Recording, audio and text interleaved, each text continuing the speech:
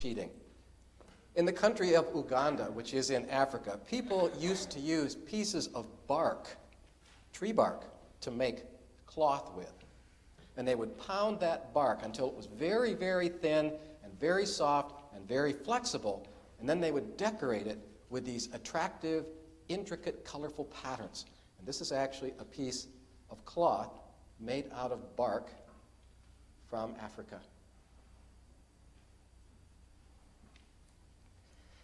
And in Africa, when people wanted something really, really good to eat, well, they didn't necessarily go for candy. But they liked nothing better than big, delicious fried ants with their white wings cut off.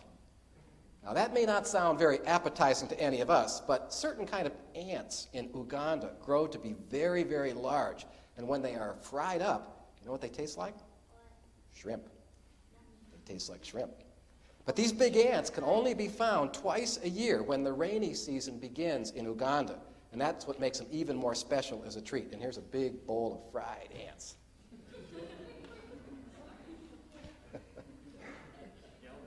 Yummy, yes.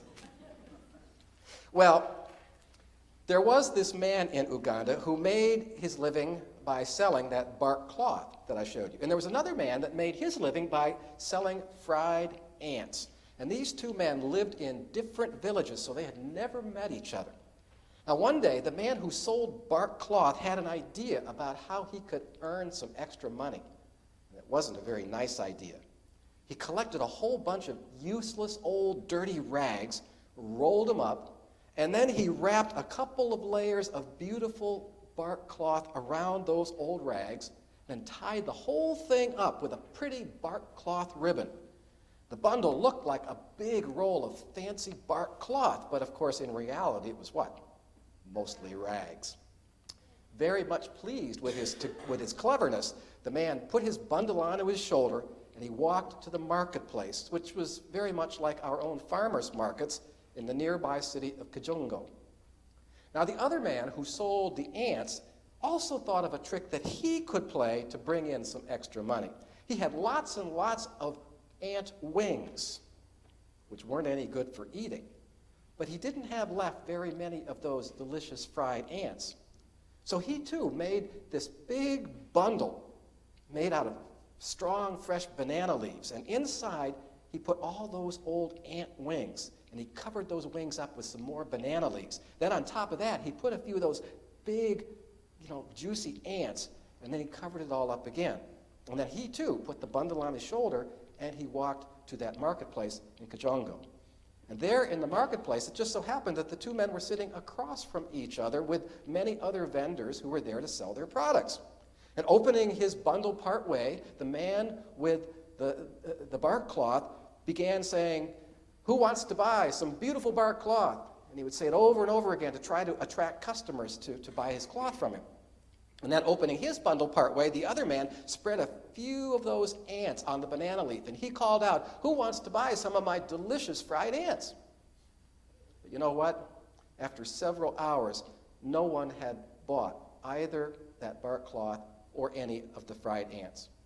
And the man who was selling the cloth, well, he was tired and he was getting really, really hungry. So he had seen this man with the ants across from him, and he said to him, "I don't want to buy any of your ants, but I'll tell you what I'll do. I will exchange this big bundle of bark cloth for your ants." Now, it wouldn't be a very good bargain for me. You would have the advantage here, but I am just famished, and I really have to have something to eat. Now, the man with the ants, he thought for a minute and said, "You know what? This really is a good deal. Think of it. Just a few fried ants, and I get this big bundle of bark cloth." And so he agreed to make the exchange. Now, each of those men tried to hide their excitement over the bargain that they had made. And without any words, they traded those two bundles, and each one set off for his own home village. So you can imagine your surprise when they got home and each of them opened their bundles. And the people of Uganda often tell this story about the two cheats whenever anyone in that country tries to be dishonest. And they say to each other, "Remember the man with the ants? Remember the man with the bark cloth? And remember what happened to them at the Kajongo marketplace." So that's the story of the two cheats. And perhaps it is a lesson that we probably shouldn't try to cheat because it might come back to haunt us, right? And not in the Halloween sense of that word. So we're going to have you go to class now, if there are any classes this afternoon, which there are. Rachel says that there are. And we're going to sing you out with our next hymn, number 182.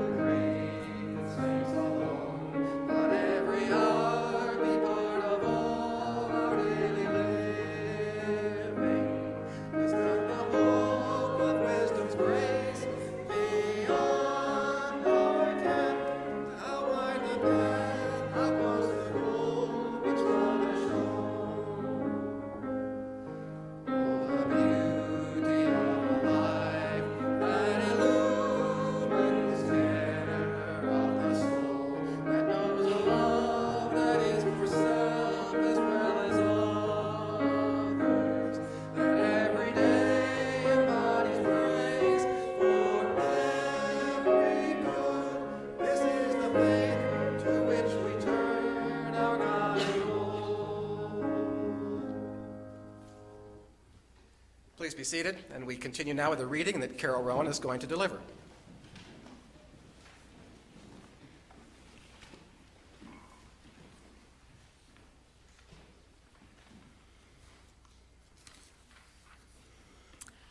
A personal story from Virginia Reiner. I was used to being the only woman in a room full of scientists and engineers, but this was my first visit to the male-dominated world of a corporate command center. The attorney who had arranged the meeting escorted me in. A technical communications consultant, I'd been hired to turn reams of environmental impact data into a report for the government. The 5 executives all wore dark traditional suits. I could see a green courtyard outside the window. The art on the walls was impeccable and unevocative. We were here to review my draft report, which was strictly factual, with no speculation, judgments, predictions, or interpretations. Any perceived breach of scientific objectivity had been quickly brought to my attention by a horde of earlier reviewers. Still, the data revealed that the product at issue was having an unforeseen, unintended consequence for the environment. Is there a legal obligation to report all the data? Someone asked. After deciding the answer was no, the group meticulously weeded out any information the company was not specifically required by law to disclose. The public will just have to trust us on the rest, the man chairing the meeting pronounced. Why should the public trust the company? I asked. The chairman's head jerked back as if I'd thrown a glass of ice water in his face, but his voice remained sonorous and steady. Excuse me? What did you say? I repeated the question slowly, without any trace of emotion. I said, why should the public trust the company? His lips drew into a thin line, and he studied me intently, really seeing me for the first time. After a few minutes of silence, someone inquired about the revised draft. It was decided that I would make the changes discussed and have another draft ready in 2 weeks. As I got up to leave, all the men stood and thanked me politely for my hard work. The attorney hastily escorted me out.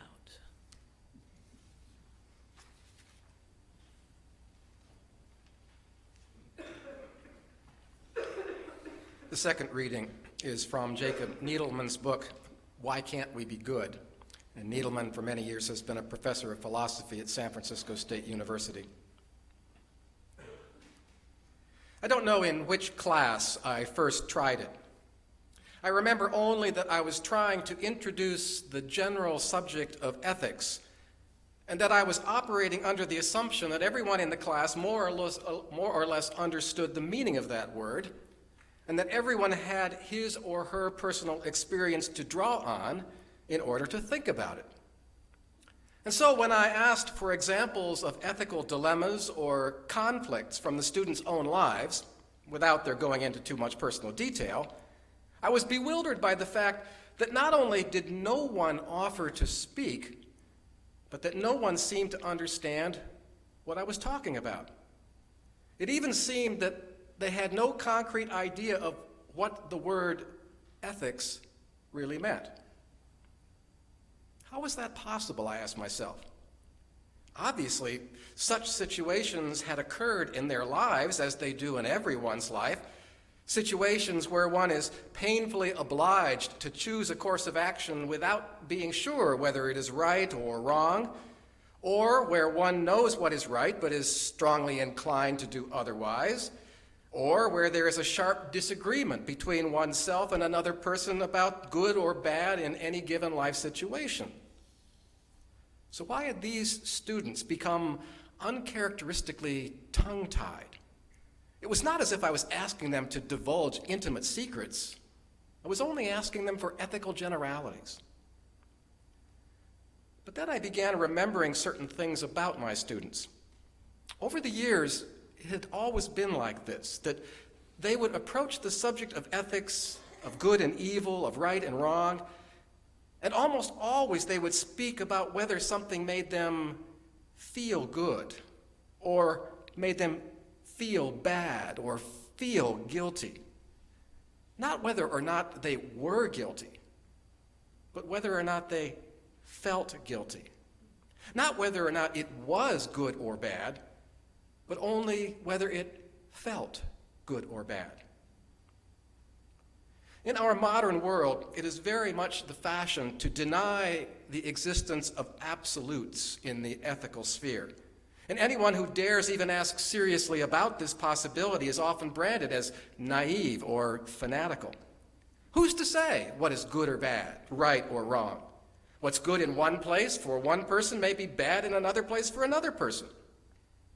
Many of our children, and almost all those students of mine, simply accept without any second thought that all morality is relative to time, place, ethnicity, religion, social class, nationality, and so forth. And this moral relativism is very seldom called into question. So that much I understood about my students' opinions and beliefs concerning moral values. But what I had not seen until now was the possibility that, partly because of this fixed relativistic mindset, that they had never experienced as such the genuinely ethical element of human life. Although they had obviously faced situations involving ethical choices and ethical demands, such situations were, in their consciousness, intimately translated into matters simply of what feels good or feels bad. And so was the experience of the ethical, I asked myself, momentously disappearing from our world like some great endangered natural species?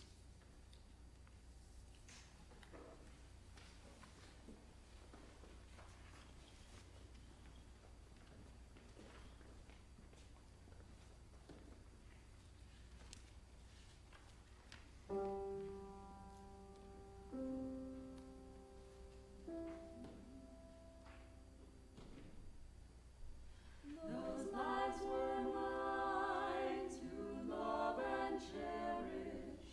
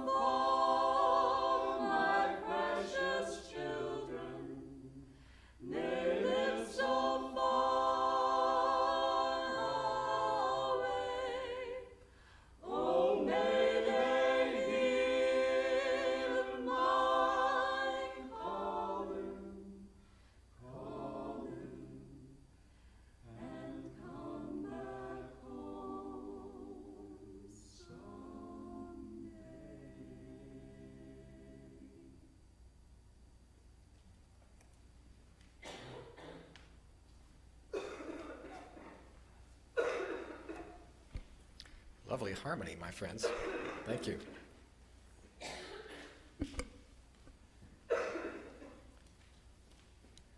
Now, I did not grow up in a conventionally Christian home. Far from it. And yet the connotations of the word sin were obvious. It was clearly associated in my mind and in the minds of many others as well with, well, you know what? Sex. Sex outside of marriage was sinful. Sex with someone of the same gender, likewise. And of course, sexual self-gratification was sinful and unhealthy to boot. Now, I knew, of course, that stealing, cheating, lying, physical abuse, and other such acts were ethically inappropriate, but somehow they did not strike me as sinful. So tightly had the connection been forged between sex and sin. Now, for strictly observant Roman Catholics, indulging in sex for any purpose beyond procreation was, and in certain quarters still is, deemed to be licentious and therefore impermissible. It could be argued that this association has been largely responsible for giving sin such a bad name, with the result that many people today find it off-putting. As the philosopher George Dennis O'Brien remembers, there were moments in my education from the Catholic Christian brothers when I had the distinct impression that the entire point of the creation of the sun, the moon, and the stars, the journeys of the patriarchs, the flights out of Egypt, the proclamations of the prophets, the New Testament, the pageant of the popes, all of this was simply arranged to stamp out smooching. Never has so much earnestness been devoted to so little effect.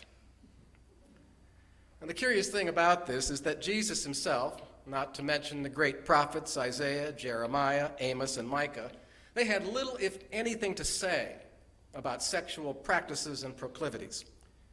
True, there are those rare passages in Leviticus and in the stray Pauline epistle, endlessly referenced by biblical literalists, that condemn certain kinds of sexual activity.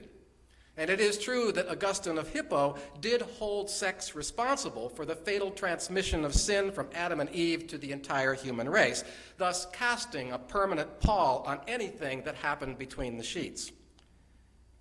But in this age, our age of carnal knowledge, these Augustinian ideas, these Pauline ideas, strike many of us as prudish and representative of a pre-scientific and, for the most part, an unenlightened outlook. If this is what constitutes sin, then we will have nothing to do with it and the invasions of privacy that that concept seems to sanction. Which is not to say that with respect to sex, anything goes. Consenting, uncoerced sex between adults, discreetly enjoyed, should not be the subject of moral strictures. But rape, molestation, abusive sex, that's something else again. Acts for which the term sinful is probably not too strong. But what we need to understand, though, is that the emphasis Christianity and the larger Christian culture have placed on sexual iniquity, this has never been universally accepted.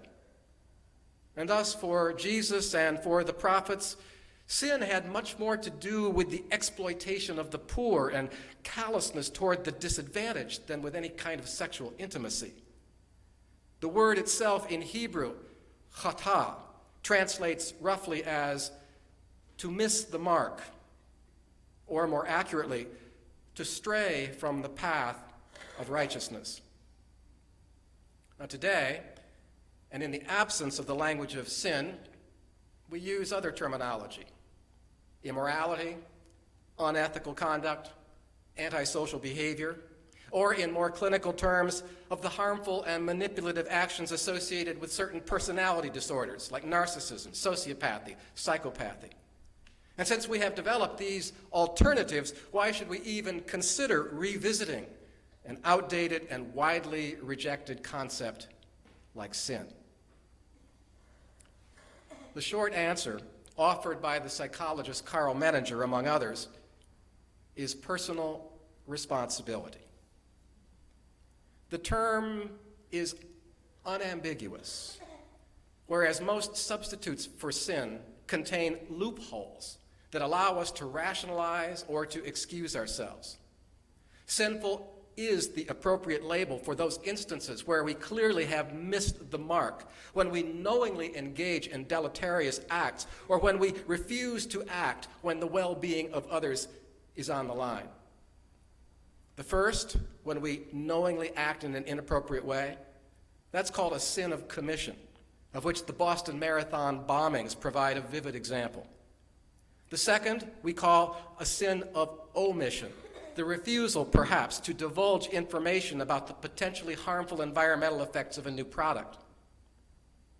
The fact is, too many people in today's world do not seem to be aware that certain behaviors are indeed inappropriate, irresponsible, and that they are having the effect of creating a culture that is severely ethically challenged. As the former chair of the Federal Reserve, Alan Greenspan, famously observed, in today's free enterprise system, there have never been so many ways to cut corners. Over and over again, we observe that while powerful institutions and powerful people may be willing to follow the letter of the law, often laws that they help to craft for their own advantage, these same folks are not terribly concerned about doing the right thing. An activity or an enterprise may be unethical, but that doesn't matter as long as it is legally defensible. But the test of true ethics, Harvard psychologist Howard Gardner observes, the test of true ethics is responsibility independent of one's particular niche or stake in the outcome. Now, muddled thinking in the area of ethics and morality is hardly restricted to the captains of industry or to politicians in high places. The conversations that Jacob Needleman had with his San Francisco State University students, they reveal that for the most part, they lacked a clear sense of right and wrong. Often their morality simply boiled down to gut feelings. Ethical choices, ethical demands, Needleman noticed, immediately were translated into matter of whether they simply felt good or felt bad. And so largely absent were any ethical reference points, any behavioral baselines.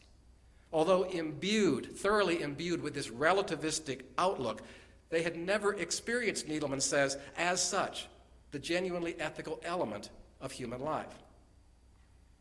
Now, feeling is, don't get me wrong, feeling is important. To at least some degree, we need to trust our feelings in the process of weighing our behavioral options. But feelings are never enough. Subjectivity is never enough. There have to be standards of some sort. The Dalai Lama says that with respect to ethics, we must chart a path that avoids the extremes of a crude absolutism, on the one hand, and a trivial relativism, on the other hand. Part of the problem here is that we may have leaned just a little bit too far into the territory of relativism. In a poll of 30,000 students conducted in 2008, two-thirds, 20,000 of them, admitted that they had cheated in a class at some point in the past year. Almost one-third said that they had stolen something from a store in the past year. Too many young Americans, Howard Gardner laments, seem to lack an ethical compass that governs their behavior. Gardner himself had conducted informal reflection sessions with young people at various high schools and colleges throughout the country. He typically asked these students to name someone whose life or whose principles they truly admire. Passing over most of those well-known public figures, the students would often refer to someone with whom they shared a personal connection, a grandparent, a teacher, a coach. But then Gardner would ask, identify someone that you do not admire.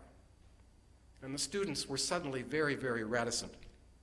In one such session, Gardner reports, I could not even get the students to state that Adolf Hitler should be featured on the not-to-be-desired list. As one student murmured, well, he did do some good things for Germany. Now, despite their lack of clarity on the subject and their reluctance to pass judgment, Most of our young people are not going to get into serious trouble. They are not going to stray too far from acceptable social norms. And if their powers of ethical reasoning are stunted, the blame probably doesn't lie with them. We adults, Gardner says, we need to look at ourselves in the mirror, because if the standards in our society have become lax, it's because we have served as less than adequate role models and been remiss in addressing unacceptable actions. Now, at this point, it should be noted that the proper term to apply to particular moral or ethical lapses may not be sin. That may not be the right word. Even the best of us occasionally will reveal that we have feet of clay. And if we are honest, we must admit that at least some of our actions in our life have been a cause for some fairly serious regret. But not every misstep is a sin. An ethical transgression, perhaps, but usually for most of us, an aberration in our normal behavior. Generally speaking, particular discrete indiscretions don't deserve to be labeled as sinful. Rather, that term should be reserved for an attitude, an outlook that leads to a succession of unacceptable acts. And thus, a serial cheater is a sinner, whereas the person who cheats once but then thinks better of it is probably not. According to Karl Menninger, sin reflects a pattern of behavior that is defined by arrogance, self-sufficiency, and callousness. So take, for instance, the 7 deadly sins. It isn't sinful for a child or for an adult to overindulge in Halloween treats, even though that could technically qualify as gluttonous behavior. But a rare binge on candy does not make a gluttonous person. The deadly sins, as their proponents understood them, represented these deeply embedded character flaws characterized by self-centeredness and a lack of interest in and concern for other people.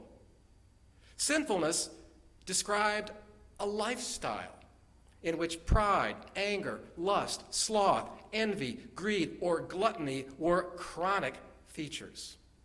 According to George Dennis O'Brien, the decision for sin is not first a decision for a bad action. It's the wrong decision about who I am. Similarly, Tibetan Buddhism teaches that any given pattern of behavior will be determined by the individual's kunlong, their overall state of heart and mind.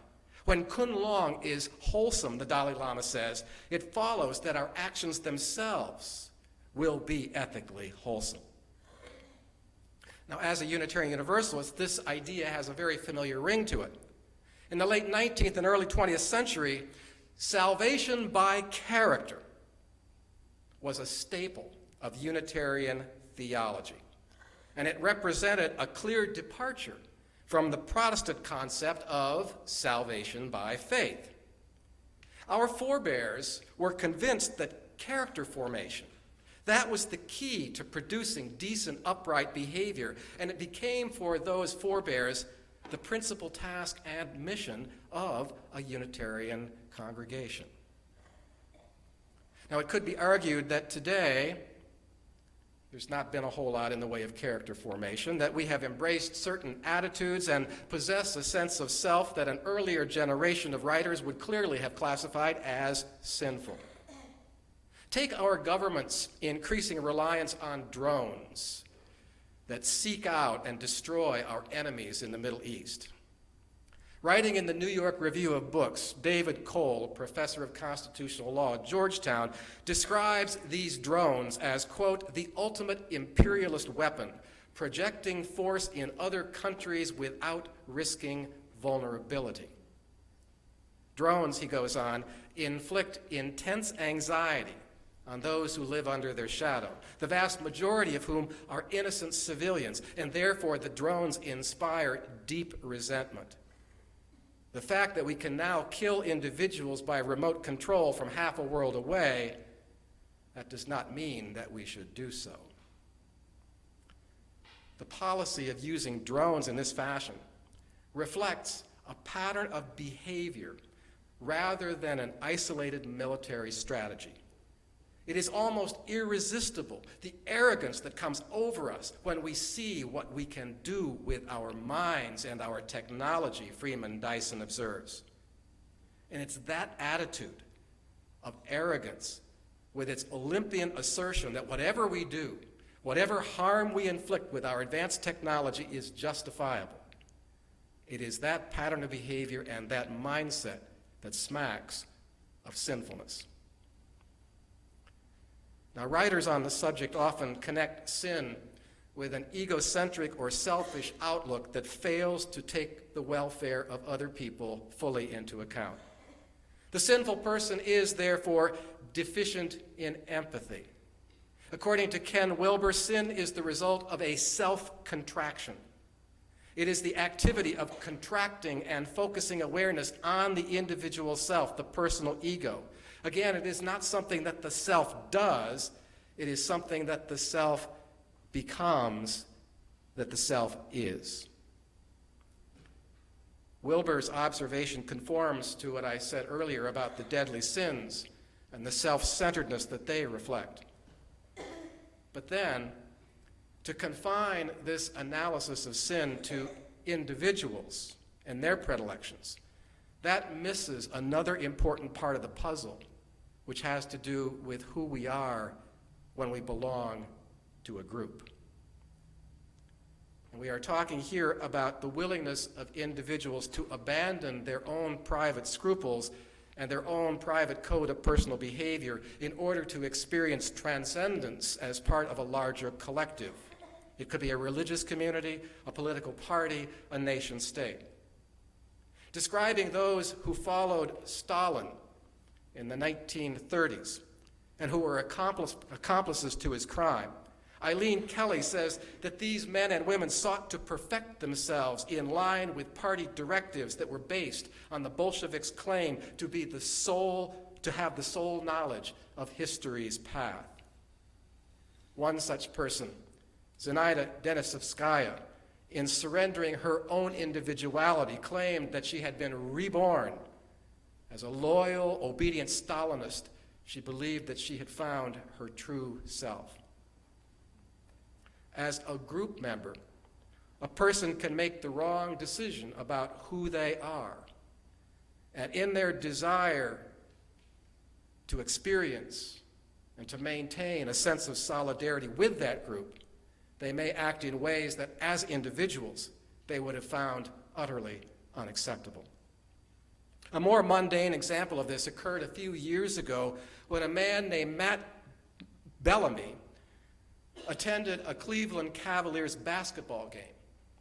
And he came to that professional basketball game wearing a jersey bearing the name and the number of LeBron James. If you don't know LeBron James, he's probably the most talented basketball player in the country right now. Now, James had recently left Cleveland in order to play for the Miami Heat, which struck many Cavaliers fans as an act of betrayal. So Bellamy comes into the auditorium, the stadium. He is flaunting his jersey, is roundly booed by the fans who begin pelting him with assorted foodstuffs. That prompts the police to eject Bellamy for his own safety, they said. And as he was escorted to the exit, the crowd applauded vigorously. They cheered his exit. Commenting on this episode, David Sirota says that it was illustrative of a nation that, for all of its constitutional rhetoric, increasingly ignores that foundational document with its guarantee of freedom of speech. One of the reasons that evil blights our lives, Yifu Tuan writes, is because we are often desperate to fill the emptiness at the core of our being with something that will help us to feel more real, more substantial, and more significant. In a consumer society, that often means that we fill ourselves and our lives with more and more material possessions. We identify ourselves with what we have, what we own. But we may also seek and find fulfillment in the embrace of a group. And in the latter case, we must be willing, to a greater or lesser degree, to conform, to adopt the group norms as our own. And sometimes when we do that, the results are good. But sometimes, Yi Fu-chuan warns, it opens the door to tremendous evil.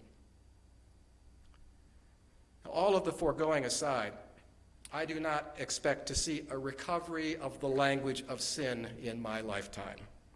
If anything, the more our society retreats from organized religion, the less relevant that concept seems. But we do need something, some compelling idea that will serve to stir up our moral imaginations and to renew in us a sense of greater responsibility. Perhaps sin isn't the best choice, but what then would help us to become more ethically grounded?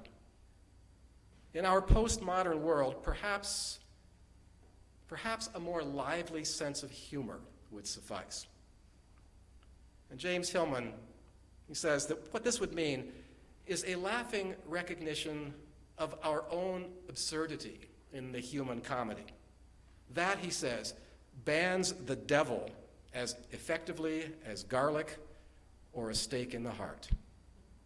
I, for one, hope that James Hillman is right. Blessed be and amen. This is a weekend when we will be giving 100% of your gifts to the Unitarian Universalist Service Committee that has been doing excellent work abroad and particularly helping to find solutions to the refugee crisis that is afflicting Western Europe at this time. Please be generous.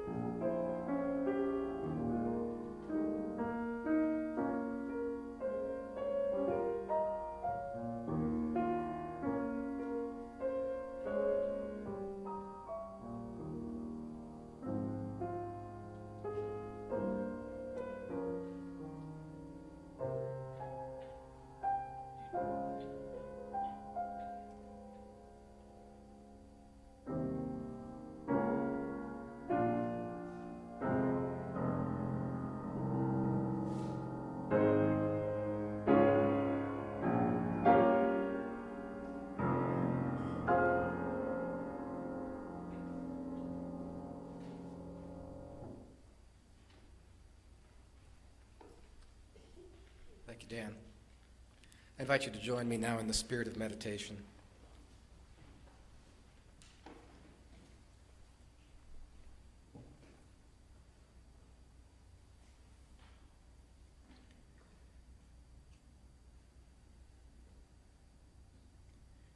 As October ends and autumn's last adamant leaves are whipped from their branches by the galloping wind, as scarves and caps come out of storage and storm windows replace the screens that once invited summer into our homes,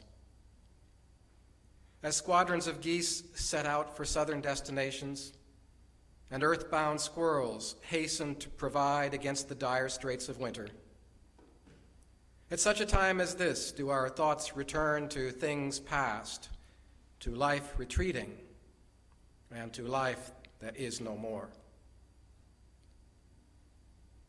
A piece of us is never prepared for winter, never reconciled to departure and to death. Long into November, our hearts protest summer's passing, the end of warm days and fragrant nights, shirt-sleeve strolls along lush lake and river banks. And likewise, on this All Hallows weekend, images of old dear companions who once graced the summer of our lives crowd in upon our memories. Let us not be hasty to push them out again. Let us not be chary of the sadness and the regret that their presence evokes. May these brave and lovely spirits live again in our tender thoughts, for our recollections attest to their enduring importance, proving that death and distance are powerless to sever the bonds that connect truly loving hearts. And now, as is our custom, I would have us recall those members and former members of First Unitarian Society who have passed away within the last year. And these are their names: William Burns, Margaret Welke, Arthur Hovey, Janet Stonecipher, Shirley Drayton, Donna Hartshorn, Robert Siegfried, Helen Ranney, Angie Volker, Mary Colner, Henry Hart, and Helen Klebaner. Let us now continue on for a moment or two of silent meditation.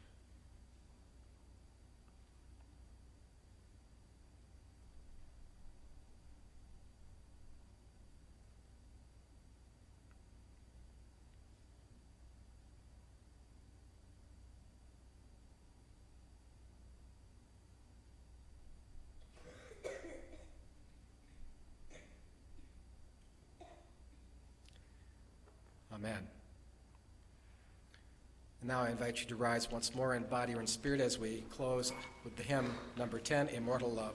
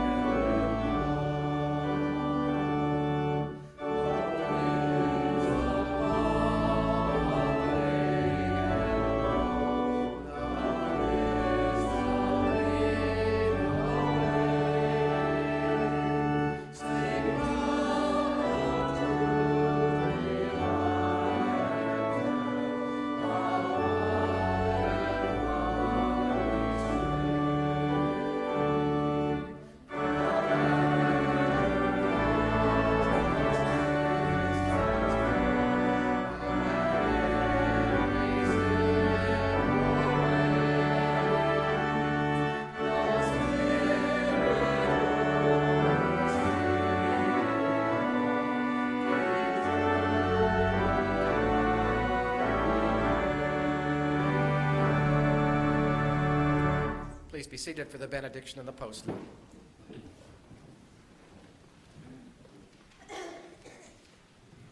Robert T. Weston writes, "Autumn, we know, is life en route to death. The asters are but harbingers of frost, and the trees, flaunting their colors to the sky, in other times will follow where the leaves have fallen, and so shall we. And yet other lives will come, so may we know and accept and embrace the mystery of life that we hold for a while. May we not mourn that life outgrows each separate self, but still rejoice that we have had our day. Let us lift high our own colors to the sky and give in our time fresh glory to the earth." Amen.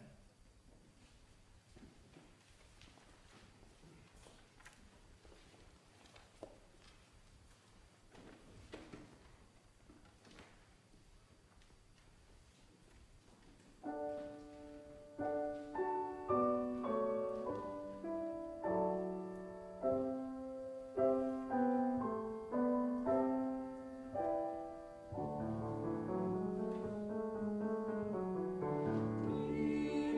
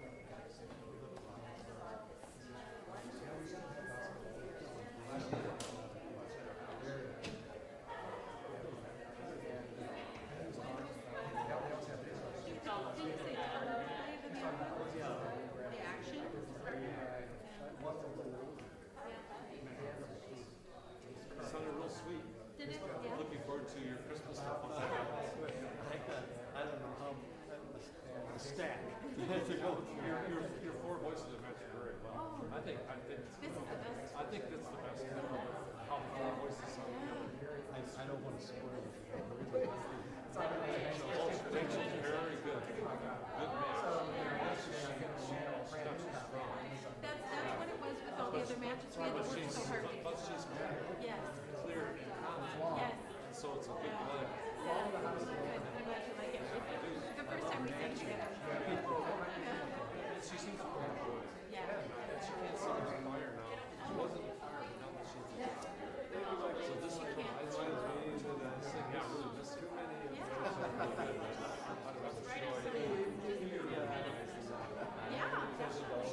No, I miss She can't ever be a singer. So this is your opportunity to keep singing. Yeah. So Your wife might be doing summations walk sometimes. up her in your midst. Oh, yeah. Of course, they're also on YouTube. Yeah, so I think this is a keeper. What I told Ann is it's an early phase. She Yeah, but it's easy to follow. Have you started your class? Oh, I don't know. I don't know. Rachel may have to get rid of all three of us. But not this year. We'll worry about that. Now. So right now we're doing. Yeah. And I am, like I said, just dug out all my shit. I can never remember anything. Now I winner. Yeah, I don't know. Yeah. So I'm having a wonderful time. Have any questions about it? Well, my goal is for having some Merry Christmas. Nice. That's nice. That'd be nice. Yes. Benediction. Yeah, that's why I reprised my book this fall. And they have to do 2 or 3 sessions. So there's about 15 people in there, and that's a really good number. Bye-bye. To have a discussion. Mark Hayes, Purposely cut it off. I trust his stuff. His tends to be more bouncy, some of the rocky, but he's a quality Mark Hayes. He's a good piano. They've been giving that quartet up north sing, and I don't have the music yet doing it now. I don't know what I met Mark Hayes. Little workshop. I have. Did you ever participate in the thing that was at Edgewood where all the arrangers came and they did all the things? You guys used to come down for that every year. Clinics. Oh, I did that one, the first year I was here in 2002, I did it the first year. But I found we did it for another, it didn't help me that much choosing material for Wednesday night. Yeah. This was fun, it would have been fine, it would have been fine if I'd been like a Methodist or Presbyterian. Yeah. So Joan and I went. I went because I wanted to not get any type of direction Monday. But one year, our quartet came as a quartet. What's their appetite? When are we going to get together next time? We got all that using it.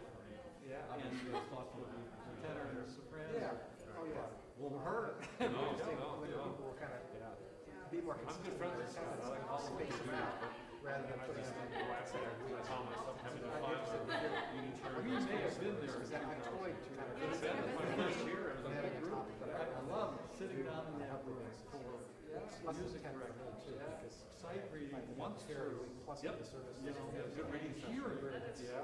what it sounds like. Good during. I did that, usually there's at least one conference every summer where I get an opportunity to do this. Although I find, of course, the people show, I find that the most effective, fastest way for me to choose to do it. Grab a stack and say, Oh, yeah, that's what I would do. that's the quickest one. All right, I'll get home before the trick-or-treaters descend on us. She's gone. Yeah, really. Oh, thank you, thank you. We can see it. Yeah, we don't need to, yeah, we, Thanks again. First thing that's something that Oh, I that's fine. It's fun, it's a beautiful but I piece. want to play. You get to listen. Yeah. It's not the same when you, it's enjoyable. As much as you did. singing. It's so lovely singing with Rachel. I don't want to know it. I would feel bad about it. Yeah, you know, Catherine is a soloist, and Nancy is a soloist, and Kelda was a soloist, and so we were always fighting to keep up. Right. And Rachel was like, oh, Oh, here we go. she'd rather sing with a group, right? Yeah. Well, she's always struck me since she's come to work with us, is kind of a little on the shy side. I can't really see her Isn't standing it out by fun herself. singing? Oh, yeah. Yeah.